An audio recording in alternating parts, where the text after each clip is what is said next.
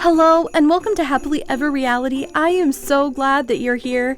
As you can tell, this is another holiday spirit-filled video because we're talking about another Brown family Christmas. If you haven't already watched it, there is a part one.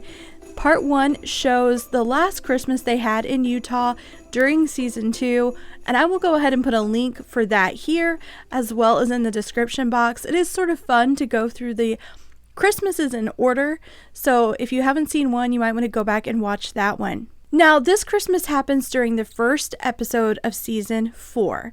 It is titled Sister Wives Separated because they are all in Vegas, but they are living in separate rentals. So, just a little bit of a refresher before we get started. In the previous season, we see some tension in the family about the addition of Robin and her children and her pregnancy.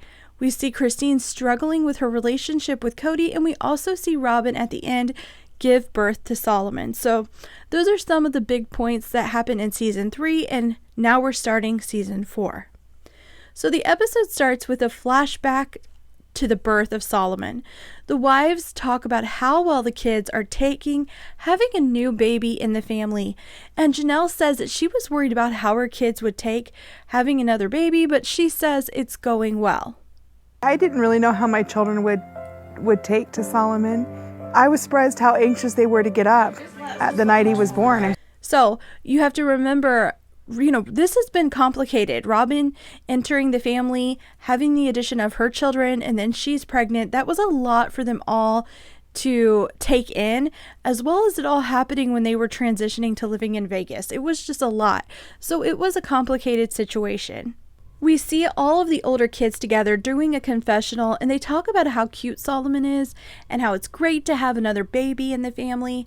I'm not sure I believe it's all that simple for them. I think there's a lot of complicated feelings about everything that's been going on, but I do think they love having a new baby brother, so I don't want to make it sound like they don't like having this little boy in their family. I think they love having a baby, but I think all of this change has been very complicated for them. There's been a big move in this past year, so I think there's just a lot going on, but I'm glad when they sit and they talk about it, they talk very positively, because I think that if they're going to talk more about how they really feel, that should be in private with a therapist or a counselor. I don't think they need to always share everything during a TLC confessional. They're really young, and it just seems like it's exploiting them. So I'm glad that they are positive when they're sitting there. We end up doing a flashback to October 2011 when Robin had given birth to Solomon, and it's during this time that she offers to be Mary's surrogate. I offered to be Mary's surrogate. I offered to actually carry her baby if she wants me to. Robin talks a little bit about how Mary struggled with fertility issues, and she wants to do this for her. Mary hasn't given her an answer yet. It's weird because at the time when this happened, I sort of remember watching these episodes and feeling like it was so kind. Like, look at this. Like, this is so nice for Mary and Robin. But now I'm like, this would have been a mess. I don't know what would have went wrong, but I feel like something would have went wrong because it always does with this family. From that, we move on to the wives and Cody getting together for a confessional, and Cody says it's going to be a big year for them. They talk about the kids going to college, trying to get into homes, and starting businesses, and they have this new little baby. They also let us know that they have already made their Christmas plans. Remember, right now they're living in all these separate rentals there in Vegas, and they want to get together, and they need a place big enough for all of them. So they decided to rent a 10-bedroom home right there in Vegas. But you guys, I want you to listen to what Cody says about this decision. The most important thing in my world at a holiday is that we're all together. Did you hear that? Cody says the most important thing is that they're all together. If only he knew what the future was going to look like. I mean, it's just about 10 years later, his relationships are so fractured with some of his family that they're either choosing not to be with him, or he's actually telling them they can't come over to his house for the holidays because he needs to work on things and they need to apologize. Like, I feel like this is a totally different person. They talk more about trying to find homes that are closer together. We see the wives looking at properties. They end up doing a flashback to them visiting the cul-de-sac. They've already seen it in the past. They consider this option A. Then we see them go on to option B, which is a property that already has one house but has room to build more. We also see an additional option, option C. It's outside of the city and has a view that Cody loves. So it's at this point we start seeing that Cody wants to be outside of a city and he wants to have a really beautiful view. I think, we know the future is going to have Coyote Pass, and I think that's what Cody really wants. But they all end up agreeing that the best decision for the family is the cul-de-sac. The first thing I got to say is seeing them all agree on something so easily is amazing, because I feel like it never happens. But the second thing is, I actually agree with them. I think the cul-de-sac was a great choice if they all weren't going to be in one home. So this was the best choice for them, in my opinion, and I think it was a mistake for them to move away from it. It was a great situation when they were all built and they were all right there together. But it is interesting to watch them agree so easily on something. We move from talking about the properties to seeing Mary and Robin doing Christmas shopping. Christine says that she feels guilty for not enjoying shopping with them. So here's the thing. This episode is sort of weird to me. There's just a lot of weird moments, and this is one of them. When I heard Christine say that, I was like, well, it's just a little bit odd. Like, why does she feel guilty? Like, who cares? You don't want to go shopping. You don't want to go shopping. But then she goes further with it, and she starts to imitate the way the two of them talk as they shop. Now, here's the thing. It wasn't necessarily like some mean comment, but something just feels off about it. And if you're able to go and watch the full episode, you're going to see throughout this episode, there's just these really weird moments where it's like, something's off about the dynamics, with all of them. Now, looking back at it now, it's noticeable. I don't think I noticed it at the time, but Christine imitates the way they shop. So I'm going to put a clip in here. I like turtles. Do you want to get that candle? they- Oh, I don't know. That candle is really pretty. I want to bring out her wild little animal side. That would be cute. Wow. I like that one. Look at the way that the light shines upon it. It's really big and open. I mean, black is very easy to match to anything. Not exactly what I've been looking for. Okay, check that out. This is not exaggerating. You think that it is, but it is not exaggerating. This is the truth. This is a shopping experience. In my opinion, when you're watching Mary and Robin shop on the show, they're just like browsing and socializing. They're talking. They're just having some chit chat. Now, Christine, maybe she doesn't like shopping like that and doesn't want to go with them, which is fine. But there's just something odd about the way they are when they're all sitting there during the confessional talking about it. I can't even put my finger on it. I don't know what it is, but something about Christine's reaction's a little bit off. And I like Christine, but things just seem really weird between them. So it's possible you didn't find the last scene as weird as I did. Maybe it felt normal if you watched it, but I promise you, what is going to happen next is probably going to surprise you if you haven't watched the episode. We see the family getting ready for their Hanukkah celebration. Yes, Hanukkah. We find out that previously they had celebrated Joseph Smith's birthday on December 23rd. Joseph Smith was the founder of the Mormon Church, and it was sort of Christine's thing. Her family, her mom, had done it when she was growing up, so she had continued it on into when she had her own family. Now, it's not a mainstream Mormon thing, so other Mormons don't really do this. And Cody had said last year that he didn't want to do it anymore. He said that Mormons are often accused of worshiping Joseph Smith, and this isn't something that they want to do or be accused of doing. So he felt like celebrating Smith's birthday was just taking the whole thing too far.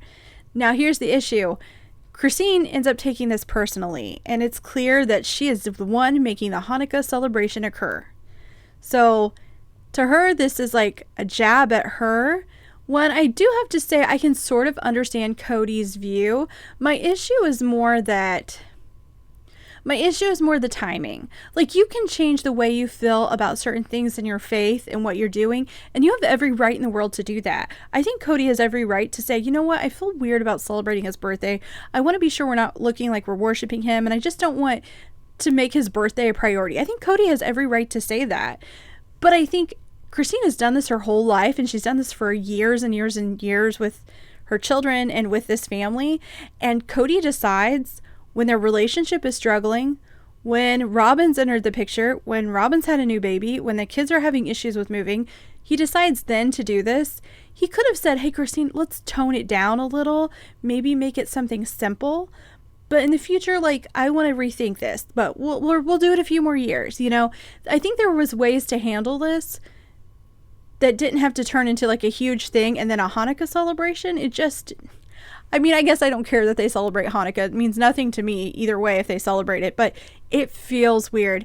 And I can't help but think, you know, we hear Christine talk about how she never felt special.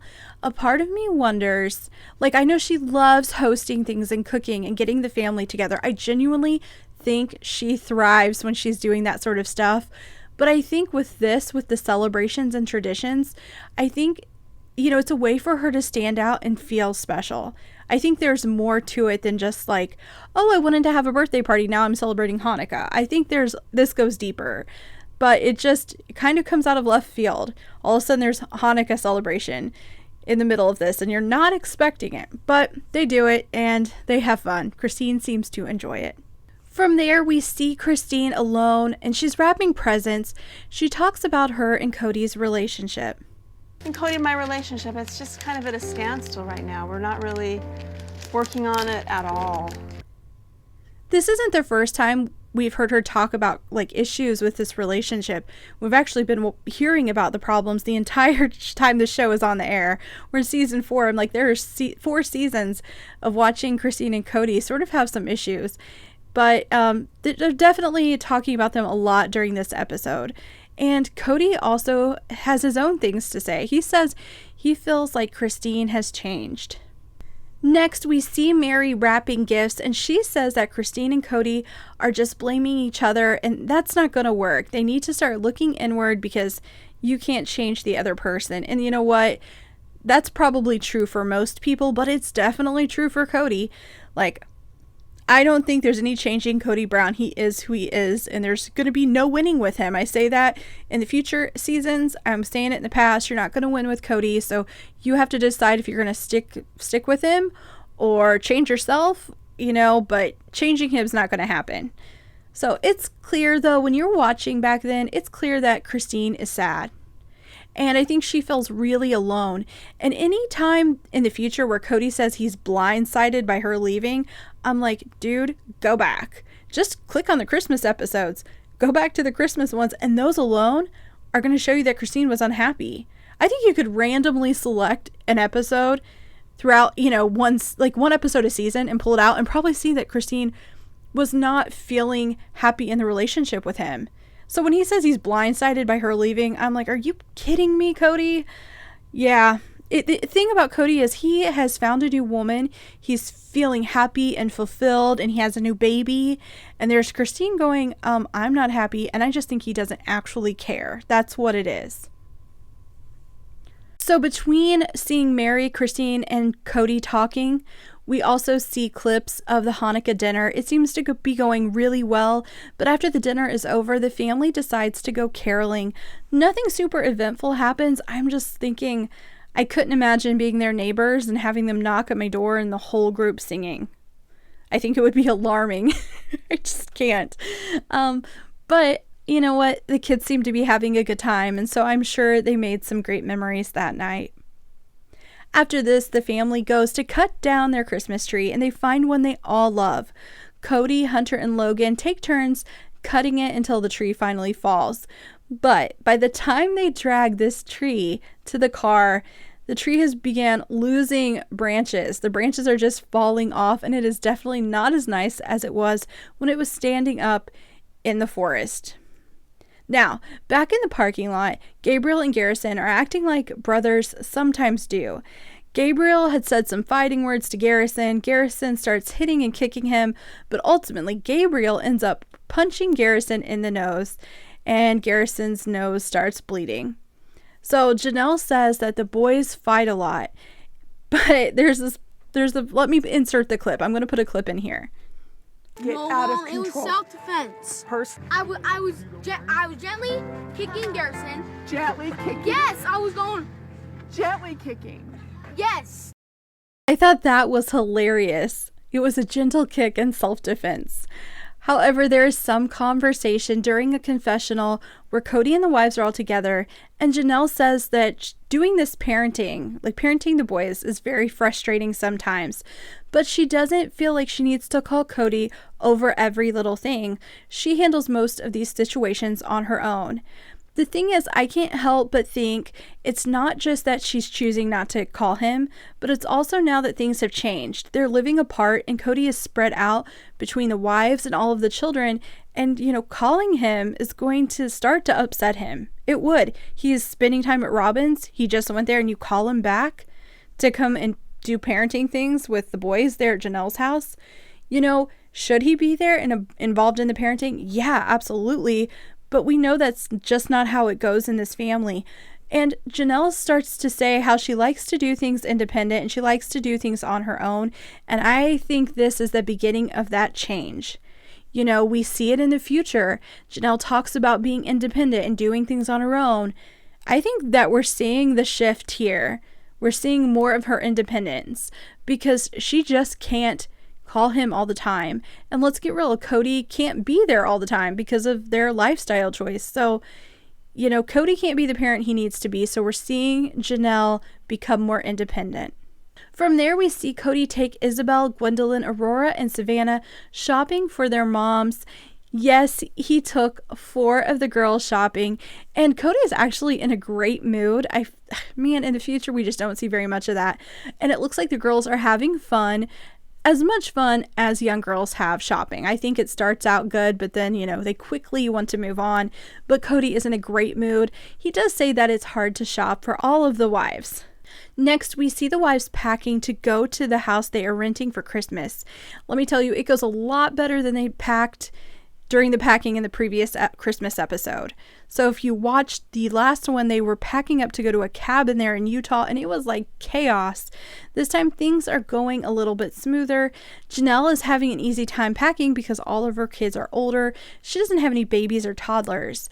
They show Mary trying to load her stuff. Now she's having a more difficult time, and she has a lot more than you would think. You have to remember they're not just like packing up a few clothes and gifts. They're also packing up all of the food and supplies, and they're going to be staying there for a week. So there's a lot of stuff she needs to pack. Robin is struggling though the most. She does not have anyone to really help her pack a lot, and things just seem to be spread all over her house. So the older boys go over to help Robin pack, and she seems genuinely thankful. Sometimes when Robin's talking, I know it doesn't feel authentic, but she seems very thankful for their help. But you guys, this is where it gets awkward. Robin starts talking about the boys helping her, and Mary is surprised to hear about them helping. How did you get boys helping you and I didn't? It would have been a lot easier and quicker to get the job done if I had had the boys helping, which they normally would have if we all lived together. Mary says that she would have liked some help. Things would have went easier, but she says she doesn't expect it because she can handle things on her own. She points out how it's different, how if they had all lived together like they used to, she would have had help from the boys, but she was literally in this house on her own, well, with her daughter, but she was alone. She didn't have all of the family to help her. And it's weird because I think even though it's a situation where nothing really bad was said, but knowing what we know now, like watching that, you can see this is like the beginning of something. Like things are changing for this family and it's not good. We see Janelle saying she's doing things more independently because she just can't call Cody all the time. Then we see Mary saying, had we lived all together, I would have had help, but now I'm alone in this house. And then we see Christine struggling with this relationship.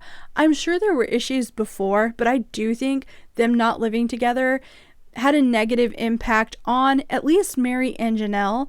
I think it gave Christine more space, but I mean, she was struggling with Cody when they were together in a house, when they're not together in a house. There's just issues with his family. So I thought it was really awkward though. Nothing bad was said, but again, knowing what we know now, it just, you can look back and see more into it. So we see the family finally get to the rental. The wives are trying to figure out the sleeping arrangements. It's all fairly uneventful, but I'm going to be honest with you, this is not an experience I would want to have.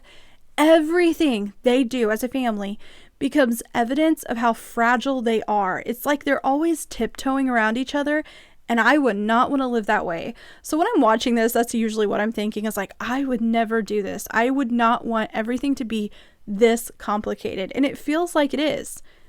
It's clear, though, that the kids are having a great time there. They're going to stay the whole week. Janelle talks about how much she is enjoying it. Good job. I think our success as a family has come because we learned how to work together and be close together proximity-wise. I think it's during moments like this that makes Janelle want to go back and live in one house. You know, we see in the future, Janelle is kind of on board for one house. I think it's these memories of them being together like this, and she wants that. She talks about how the success of the family is because of how close in proximity they actually are. So Janelle thinks it's important that these kids are growing up as siblings so that they're close, and she thinks it's important that they are all physically close to one another. So again, knowing what we know is going to happen in the future, we know Janelle's going to want that one house, and it sort of makes sense looking back. This is sort of always how Janelle feels, and she feels like this is why the family works. Now, back at the Christmas rental, we see the kids planning a nativity play, and the family is putting up the Christmas tree. Now, remember the tree? Just earlier, I said they went and got a tree and it was losing its branches. Well, listen to Cody. Actually, a fun tree. He is pretty much almost naked by the time we got it set up. He is not lying. This tree is definitely looking a little bare. Mary actually says that the tree will end up being a memory of this Christmas forever. Cody says he loves the tree because it's an experience that they all had together. Next, we see Cody and the wives all together during a confessional, and they talk about how Logan will be graduating high school, and this will be his last Christmas at home. Logan is going to be the first kid out of the house. But even though it's Janelle's son and she is definitely the most emotional, Mary points out that he was the first kid and they were all with him from the very beginning. And with him being the first kid, I have a feeling he got a lot of attention. Mary says he is all of our boy. So I did think that was sort of sweet. I don't know that I find a lot of moments very sweet on this show. That's not a word I would use for it, but that one was sweet. I bet he... You know, the thing is, like that first baby in a family, it gets a lot of attention and sort of changes things. You know, with this family, changes don't always go well, but I'm sure looking back on a new baby is positive for them. Now, Cody says something interesting. My worry about Logan leaving the house is just having the oldest child leave. I'm not looking forward to this. That is definitely not the Cody we see in the future. He has no problem telling certain kids to go. He has no problem telling certain kids to move on. But then other kids can just hang around as long as they want. So you tell me, what's that about? I'm sure there's plenty of opinions from you guys. Finally, we get to see the kids put on their play on Christmas Eve, and it is really cute. I just think it's moments like this, you know, these kids are going to remember this forever. You know, when you put on a play with your cousins or your siblings and you put it on for your family and you plan it, you know, you remember those things usually well into adulthood. So the kids are making plenty of memories there. And the next morning, we get to see them exchange gifts. We finally make it to Christmas. So each of the kids just exchanged a gift with one other sibling. They draw a name out, and that's the person they buy for. So they're all exchanging gifts. Of course, there's so many of them. We don't get to see each gift, but we see it happening. But we do get to hear about what Cody and the wives got each other. And Cody got Janelle a tablet. He got Mary a necklace. He got Robin a guitar, and she said she has been wanting one for 10 years, so she was really happy. Christine got a ring, and she had specifically asked for it, so he did a good job. He went and got that ring. But all of the wives went together to get Cody one gift. They got him a gun. He says it is extremely exotic. Those are his words. And he's very excited about it, though. He is thrilled to get it. So everyone is having a great Christmas. But then, guys, then something happens. Then something happens, yes. Robin has a gift for the wives. She has a gift for each wife. Guys, it's my design. We've been throwing around this idea of actually doing like a business, like jewelry, clothing, bags, and stuff like that, calling it My Sister Wife's Closet. This is the first design for Sister Wife's Closet. So you came here expecting a positive Christmas video, and I give you the beginning of Sister Wives Closet. I'm sorry, guys. Yeah, I'm sorry. Okay, I'm not sorry. I didn't do it. It wasn't my fault. This is just when Robin decides to make the first design and give it to the wives. It's completely out of my control. But yeah, when I saw that in there, I was like, oh, why? No, don't do it. Don't do it. Other wives, don't fall for this. But Robin is thrilled, and they seem happy as can be with the necklace, so it is what it is. We all know where this is going. I could go on for days about this jewelry line. Here's what I'm going to say, though, in this video, to not make it go on too long. I have a problem right from the get-go with it being called Sister Wives Closet. I think that's a crappy name. I don't want a sister wife. I don't want to go to her closet. I would have been just, like, come up with a different name, like anything else. I think the name was bad to begin with, and I think everything else is going to go downhill, but let me know if you guys feel otherwise. I will say they're all happy with this necklace. Everyone seems to love it, and Robin seems very proud of herself. So this episode has had its highs and its lows, but that's not the only low. It's not just the Sister Wives Closet. Next, we see Christine and Cody talking about their relationship, and Christine tells him, I feel like you don't want to be around me. I feel like you don't want to come over. Of course, the conversation goes nowhere, but I just want to let you know that Cody cannot say he was blindsided by the divorce. He was in denial, or he didn't care. I almost feel like it's more like he didn't care that she was unhappy, so he wasn't giving any thought to it. Not really. So when it happened, he was surprised. But the show doesn't end on a completely bad note. Cody announces to the children, the whole family, that they have found a property that they are going to be building on. The kids are really excited. I will say this was sort of sweet. Robin says that they wanted to make this special. So they bought the kids kites, and the kites are these big white snowflakes. So the kids are running around with their snowflake kites there in Vegas. You have to remember they moved from Utah, so they are used to snowy winters and snowy Christmases. So there they are with their big snowflakes in Vegas. Again, I don't find too many sweet moments on this show, but I felt like that was kind of special, and nothing seemed to go wrong. Like, it was just a good moment for them. So they ended us on a positive note, that we definitely see all of the weird moments, all of the awkward moments with the family during this episode, and we see the cracks in the relationships, and the divide is getting bigger because they're not living together. So this is definitely not a super happy Christmas episode, but I enjoyed watching it. Let me know what you guys think. If you haven't already, click like and subscribe. And I hope you come back to Happily Ever Reality to hear more about your favorite reality TV shows.